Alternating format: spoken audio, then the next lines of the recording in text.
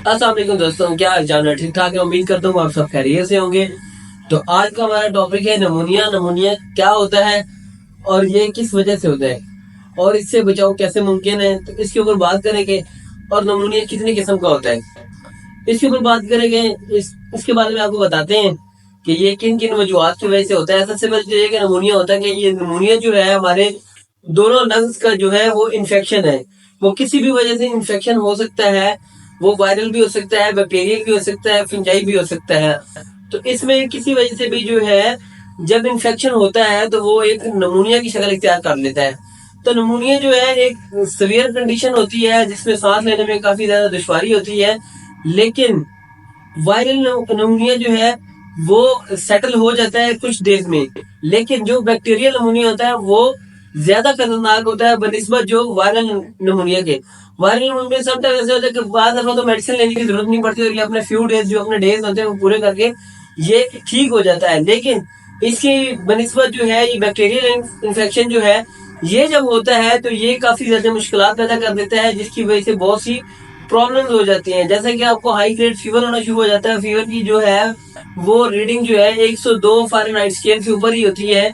103 होगा, 104 होगा। इसी तरह आपको सांस लेने में दुश्वारी होगी और इसी तरह आपको साथ साथ बहुत ज्यादा जो है जिसम में वो थकावट महसूस होगी। कफ होगी, कफ के साथ स्पूटम होगा। वो किसी भी कलर का हो सकता है, येलो कलर का हो सकता है, ग्रीन कलर का हो सकता है। समटाइम जब ये स्वेयर अपने इख्तियार कर लेता है, स्वेरिटी इख्तियार करता है, तो उसमें जो है वो ब्लडी म्यूकस भी आना शुरू हो जाता है। तो इसके साथ ही आपको जो है वो कंफ्यूजन होने लग जाती है। आपको इसमें भी बात अगर समझ नहीं आती कि हम क्या बात कर रहे हैं या हमें क्या बात करनी चाहिए, या आपको किस चीजों की समझ आना बंद हो जाती है। तो ये सारी चीजें जो है ये नमूनिया की वजह से होती हैं। नमूनिया की वजह से जो है जब ये हमारा बैक्टीरियल इन्फेक्शन करता है तो हमारे दोनों लंग्स में जो है वो फ्लूइड इकट्ठा हो जाता है या वो इन्फ्लेम हो जाते हैं, यानी इसमें सोजिश हो जाती है। तो जिसकी वजह से प्रॉपर ऑक्सीजन जो है वो फेफड़े नहीं इनहेल करते और उसको आगे जो है वो नहीं हमारी बॉडी तक पहुंचा सकते हैं। तो जिसमें क्या होता है कि सांस लेने में काफी ज्यादा दुश्वारी हो जाती है। जब सांस लेने में दुश्वारी होती है तो ऐसे ये एक सीवियर कंडीशन होती है, तो इसमें हमें हॉस्पिटल में एडमिट होने पड़ते हैं। एडमिट होकर जब हॉस्पिटल वाले हमें क्या करते हैं कि एक्स्ट्रा ऑक्सीजन जो हमें एक्स्ट्रा ऑक्सीजन देते हैं ताकि हमारा ऑक्सीजन बॉडी में ऑक्सीजन लेवल जो पूरा हो सके। और इसके लिए बैक्टीरियल के लिए एंटीबायोटिक स्टार्ट किए जाते हैं ताकि इसको जल्द से जल्द सेटल किया जाए। इसी तरह फीवर हो जाता है तो फीवर की मेडिसिन वगैरह स्टार्ट की जाती हैं। तो ये एक सीवियर कंडीशन होती है। बनिस्बत इसकी अगर वायरल इन्फेक्शन हो तो उसमें भी हल्की फुल्की आपको कफ होती है, लेकिन उसमें जो है वो कुछ टाइम के बाद अपना टाइम पीरियड पूरा करके वो ठीक हो जाता है, सेटल हो जाता है। लेकिन इसी की निस्बत बैक्टीरिया जो है वो ज्यादा खतरनाक होता है और ये बाद दफा जो जानलेवा भी साबित हो जाता है। और ऐसे पेशेंट जिनको ये मसला होता है वो बाद को तो खुदा ना खासा वेंटिलेटर तक चले जाते हैं, क्योंकि जाहिर सी बात है उनकी कंडीशन सिवियरिटी इतनी ज्यादा हो जाती है। वो हॉस्पिटल आते ही उस टाइम है जैसे उनकी बीमारी जो है वो बहुत ज्यादा पीक पे पहुंच जाती है। तो ऐसे में ऑक्सीजन तो उनको दी जाती है लेकिन वो फिर भी उनका जो सांस है वो बहाल नहीं हो रहा था। नेबुलाइजेशन करते हैं उससे भी जो इनका सांस है वो बहाल नहीं हो रहा था। तो इसमें क्या होता है कि फिर इनको वेंटिलेटर सपोर्ट की जरूरत पड़ जाती है कि इसको वेंट के ऊपर डालना पड़ता है। वेंट के ऊपर डाल के जिसकी प्रॉपर मैनेजमेंट करनी पड़ती है। तो इससे जो है वो कौन से लोग जो है वो ज्यादा मुतासर होते हैं और किन चीजों से बचना चाहिए इसके बारे में बताते हैं आपको। कि जो कार्डिक पेशेंट होते हैं वो हो जाता है। उसके बाद अगर किसी को अस्थमा है, जो अस्थमा के पेशेंट है, क्रोनिक अस्थमा के पेशेंट होते हैं।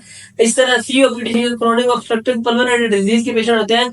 और बच्चों में ये जो है सिस्टिक फाइब्रोसिस जो है, इसके बाद जो सिस्टिक फाइब्रोसिस भी जो है वो भी सम टाइम जो है वो नमूनिया की बार बार डेवलप करता है, बार बार डेवलप करता रहता है। जाहिर सी बात है ऐसे जो बच्चे होते हैं वो प्रॉपर ऑक्सीजन नहीं इनहेल कर पाते या उनको जो एनवायरमेंटल दोस्त नहीं होते कि वो एनवायरमेंट के साथ चल सके, या उनसे बहुत ज्यादा सर्दी जो है वो बर्दाश्त नहीं होती। तो जिसकी वजह से क्या होता है कि उनके लंग्स जो है उनमें सोजिश आ जाती है या वो ऑक्सीजन को प्रॉपर तरह इनहेल नहीं कर सकते। तो इसी वजह से उनको ये बार बार नमूनिया जो है वो डेवलप हो जाता है। तो दूसरा जो है स्मोकिंग जो करते हैं, जो स्मोकिंग करते हैं वो डेफिनेटली जो सीओपीडी के पेशेंट होते हैं यानी कि क्रोनिक ऑब्स्ट्रक्टिव पल्मोनरी डिजीज के पेशेंट वो होते हैं, क्योंकि उनके लंग्स जो है वो सिगरेट की वजह से बहुत ज्यादा कमजोर हो जाते हैं। तो इसीलिए उसमें जो है वो नमूनिया जो है वो डेवलप होता रहेगा। इसमें जो है एज फैक्टर बहुत ज्यादा इंटैक्ट करती है। जाहिर सी बात है जो old age patient, old age लोग होते हैं उनमें ये ज्यादा डेवलप होता है। और इसी तरह जो पेशेंट होते हैं जो हमारे दिमागी मरीज होते हैं जो बहुत ज्यादा बेड रिडन होते हैं, बेड रिडन पेशेंट जो होते हैं, या जो स्ट्रोक के पेशेंट होते हैं, इसी तरह पार्किंसंस डिजीज जो है ये भी एक दिमागी बीमारी है, जिसमें जो हाथ पांव बहुत ज्यादा कांपते रहते हैं। तो इसमें पार्किंसंस डिजीज की वजह से, या किसी को अगर स्ट्रोक हुआ हो तो उसमें निमोनिया भी डेवलप हो जाता है। उसमें निमोनिया कैसे डेवलप होता है कि ये जो होता है इनहेलेशन, जब वो करते हैं, जब वो इनहेल करते हैं तो वो उनका प्रॉपर जो है वो खुराक वाली नाली में नहीं जाता, और वो साथ साथ इनके जो है वो सांस वाली नाली में चला जाता है। तो जिसमें क्या होता है, इंस्पायरेशन निमोनिया इसको कहते हैं, कि यानी ये इनको जो इनहेल किया है उसकी वजह से जो है इंस्पायरेशन निमोनिया हो गया है। इंस्पायरेशन निमोनिया से ये भी ज्यादा खतरनाक होता है। ये ज्यादातर उन्हीं में होता है जो ये पार्किंसन डिजीज के पेशेंट होते हैं, या जो स्ट्रोक के पेशेंट होते हैं, इनमें ये एस्पिरेशन निमोनिया जो है वो ज्यादा डेवलप होता है। तो ये भी मीन्स आगे आगे जो है अपनी स्टेजेस जो है वो क्रॉस करता जाता है। तो इनकी बात दफा जो है स्ट्रोक के साथ साथ जान लेवल साबित जो होता है वो ये एस्पिरेशन निमोनिया होता है, क्योंकि जाहिर सी बात है जब हम उनको खुराक देते हैं तो वो प्रॉपर तरह इनहेल नहीं कर पाते। ये जिन पेशेंट को जो है वो एंटी ट्यूब लगी होती है, नेजल गैस्ट्रिक ट्यूब होती है, जिसके जरिए इनको खुराक और नाली जिसको कहा जाता है वो लगी होती है, तो उनमें भी ये एस्पिरेशन निमोनिया होने का खतरा बहुत ज्यादा था। क्योंकि जाहिर सी बात है जब हम उनको खुराक देते हैं तो खुराक दे के कम से कम हमें 45 मिनट जो है उनको हमने 90 डिग्री के ऊपर रखना होता है। लेकिन हमारे यहाँ क्या करते हैं कि जैसे ही खुराक देते हैं फौरन उस पर लेटा देते हैं, जैसे कि हम आम रूटीन में खाते हैं और फौरन लेट जाते हैं।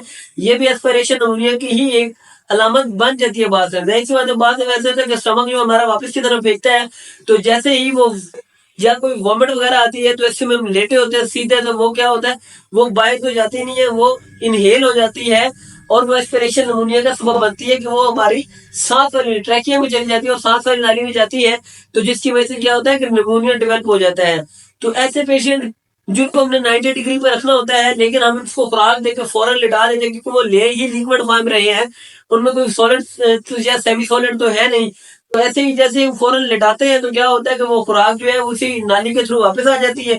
अब उन पेशेंट का जो है वो गैग इंटेक्ट नहीं होता, जिसकी वजह से वो प्रॉपर जो है खुराक को या खुराक वाली नाली में नहीं भेज पाते।